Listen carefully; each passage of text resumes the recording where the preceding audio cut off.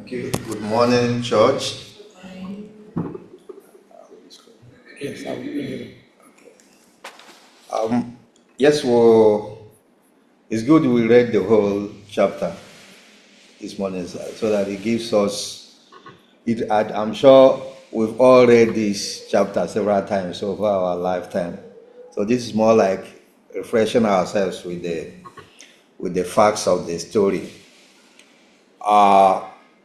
Our discussion will just be on the issues, some of the issues we have gotten the background. We'll talk about this Samaritan woman at the ancient well. We'll also talk about healing of the royal official's son. A bit of background. Who are the Samaritans? If you go back to the second book of Kings, there's an account of the king of Assyria conquering the northern part of Israel at that time. So what he did was, after conquering them, was he scattered them. The Jews ran away. Some came to the south, which was like another kingdom. Some went into exile. But he wanted to dilute the population. He was afraid of having the Jews, their population growing again. So what he did was to bring other people he conquered from other areas who were not Jews. He brought them into that part of the kingdom. Over time, they intermarried with the few Jews that were existing, and then, like we have half castes today. So they were not purebred Jews, like their father and mother being Jews. They have intermingled through marriage with and birth with people of other tribes. Those are the Samaritans. Now, and that is the problem they have with the purebred Jews. The Jews we are not seeing them as real Jewish. And that created a dichotomy among them. So there is already that discrimination against the Samaritans by the Jews because they were not perceived as full-blooded people. They were not perceived as one of them. I think the reverse is the case today because, at least in Africa, we see half castes as of higher of human beings because some of them have white blood in them. But that time, people who were of mixed breed, we already downgraded. And that was the context in which this story happened. That was how the Samaritans were operating. Now, the woman by the well, apart from being a Samaritan, also has her own problem. It's like being how do they call it? Is it the keg of the lower keg of the drag? Because of her own social status. We read it here, she already had 5 husbands. And at that moment, she was living with a man who was not her husband. It's not clear whether she was a serial widow or a serial divorcee. But whichever one, she does not have much options. In the conservative society she was living that time, nobody had any regard for her. That was why she had to come to the well in the afternoon when she was not going to meet anybody. The normal time for going to that well was in the morning and the evening. Nobody fetches water in the afternoon.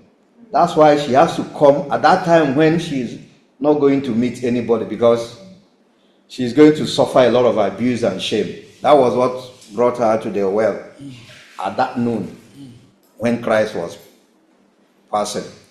Now, her interaction with Jesus was also abnormal. It's not now that you can meet a lady on the road and start toasting her. No man talks to a woman. People are betrothed at birth. Who you marry is already packaged by the parents before people grow up. You don't start talking to a woman on the road. The society does not support that. But more importantly, Christ is also Jesus was also a rabbi, more like a custodian of the, seen as a custodian of Jewish custom. So it was a taboo for him to even engage any woman at all. That's a stranger on the road. Talk less of somebody of that class. So you see a scenario, you see a context where everything that should be wrong was wrong. But it is in those situations that God manifests himself. Let's go to the next. Now, the lessons we can draw, and they are very important lessons. The first one, I called it inclusiveness, the need for inclusiveness. And I chose this language carefully because I know it is being abused today. I chose it very carefully because I know it now means anything. But at the risk of being politically incorrect, I want to be very clear. God is not the author of confusion. Amen. Man is man, woman is woman. Amen. So that we are clear. So that we are clear. I don't want us to live here and there is still an ambiguity around that. There was a public presentation in the these things the U.S. Congress does. They invite some government officials to testify at their Congress.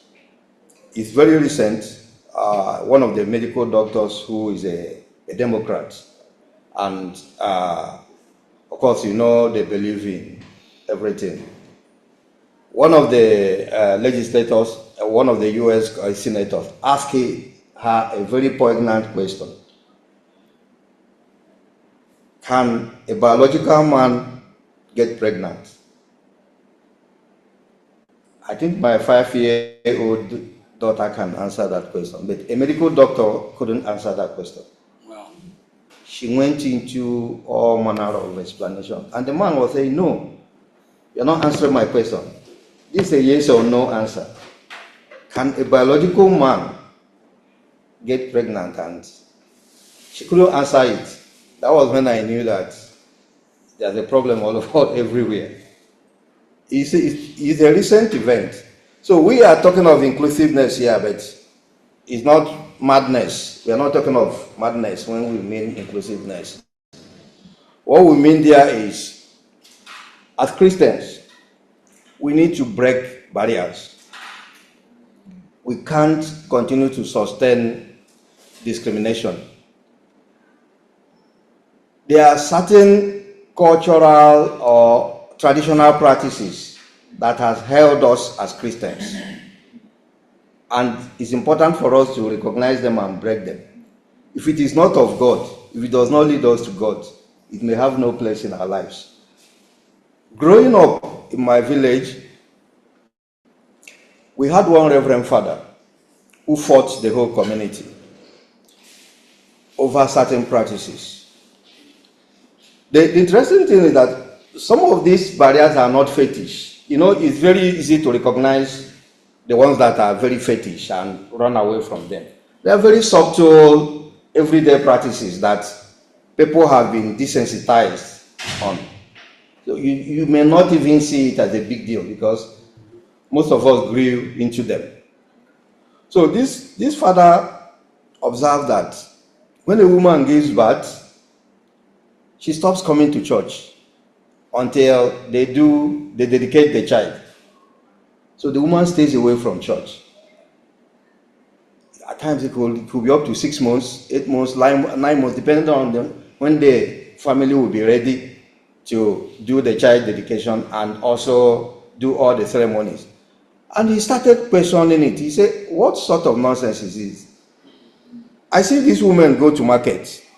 Same woman. I see them go to farm. Nobody is stopping them. But they cannot come to church because they had a baby." She said no. He said no. He created a nursery in the church. He created a nursery section. He said, "Let them come, no problem, let them make the noise. They should cry, they should disrupt the mass. But I want once you start going to market, you also have to start coming to church. Whenever you are ready, you can do the dedication, but not doing a child dedication cannot stop a whole family from coming to church. It took a lot of back and forth, but he transformed that practice. He turned it around. Those are some of the cultural barriers we embrace, at times very seamlessly, innocently, because they are very innocuous, but they begin to put a wedge between us and our relationship with God. It's just the universal grace God has given, and that is another lesson coming from the encounter with the woman. The universal grace God has given was without limitation. It should be able to dismantle every form of discrimination against the marginalized. Because at the end of the day, we are all creations of God. And people's social status, whether those driving limousine, those who are taking public transport and all that, that's not God's interest in our lives. Then this next set of lessons are what I would call the spiritual truths. The first one is a reference to the living water.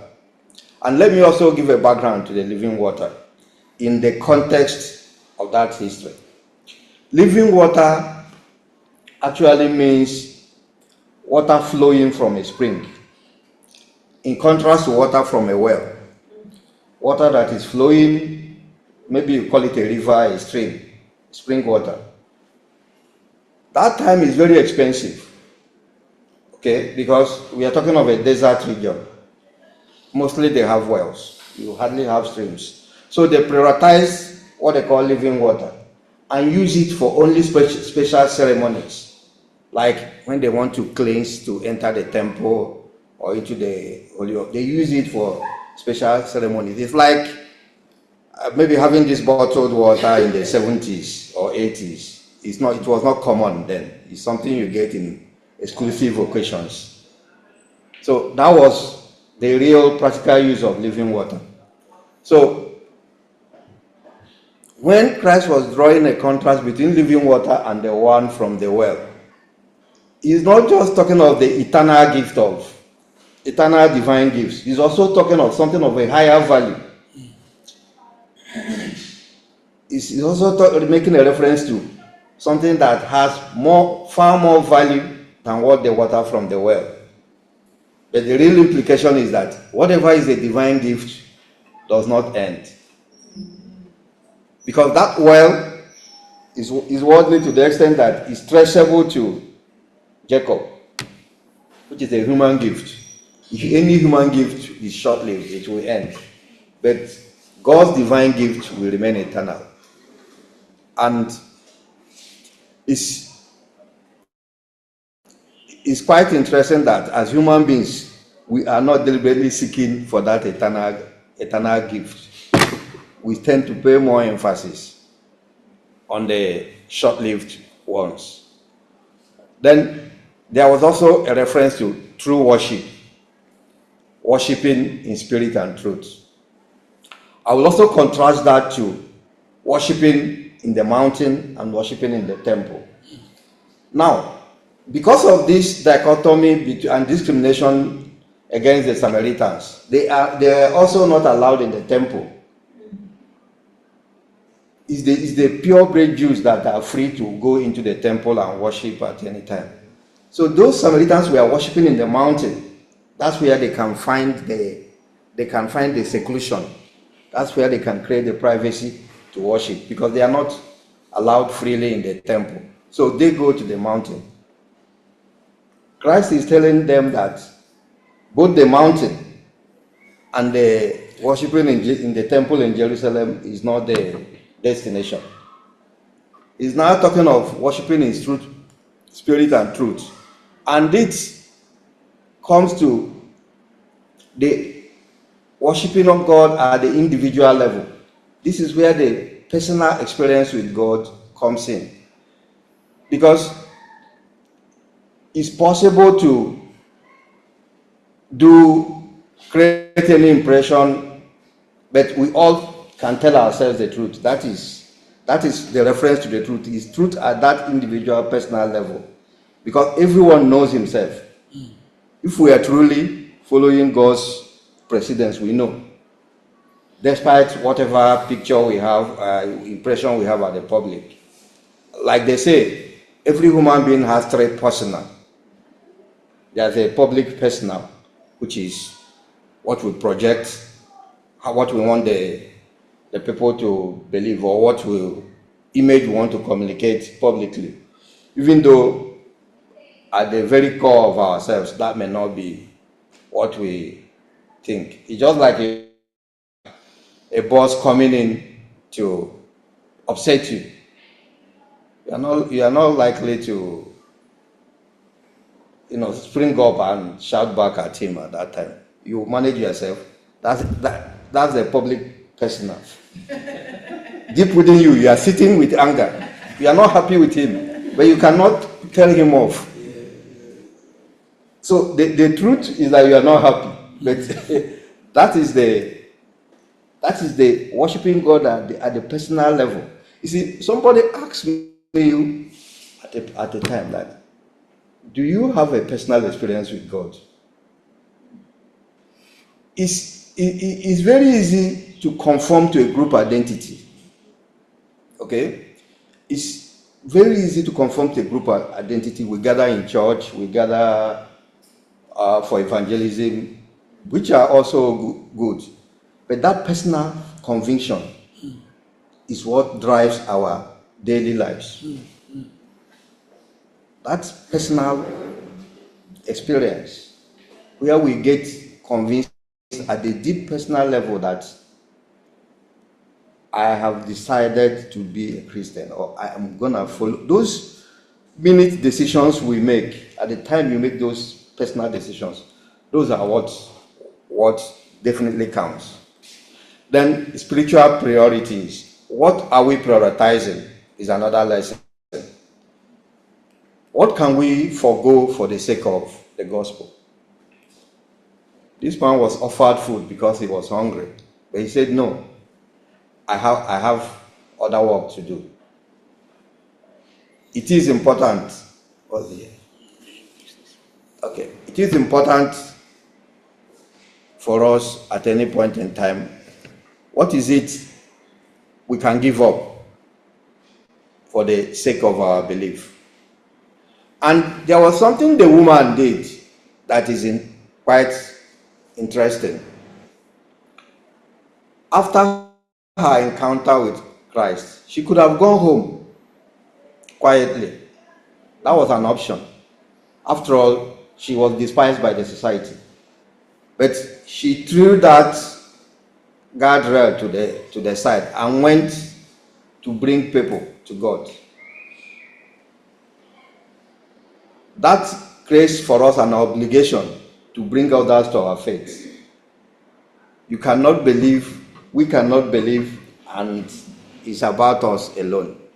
And when we talk of bringing people to faith, it's not necessarily about carrying loudspeakers and microphone to shout on the streets.